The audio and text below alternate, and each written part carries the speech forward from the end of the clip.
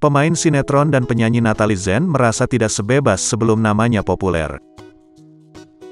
Apapun yang dilakukan Natalie Zen kini menjadi sorotan banyak orang.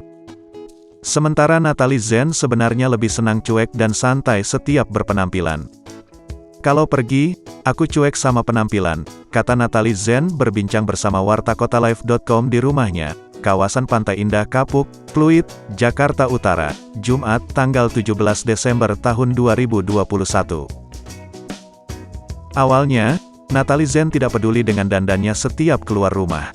"Aku cuek dan bisa saja pakai baju tidur saat jalan ke mall," ucap Natalie Zen. Sebaliknya, saat tampil sempurna dengan dandanan dan baju mentereng di ruang publik, Natalie Zen justru dikenali banyak orang. "Sekarang, aku kucel aja, orang tetap kenal. Kalau pakai baju tidur dan nggak dandan, serta pakai masker, ada saja orang yang ngenalin," ujar Natalie Zen. Sebagai artis yang mulai dikenal orang, Natalie Zen harus tetap bersikap ramah dengan siapapun.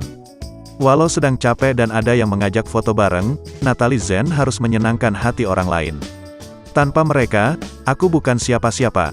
Artis juga manusia biasa," kata Natalie Zen yang bernama asli Baby Natalie itu. "Risikonya sebagai publik figur, harus bisa memberi contoh baik. Sekarang aku harus bisa menjaga diri," ujar Natalie Zen.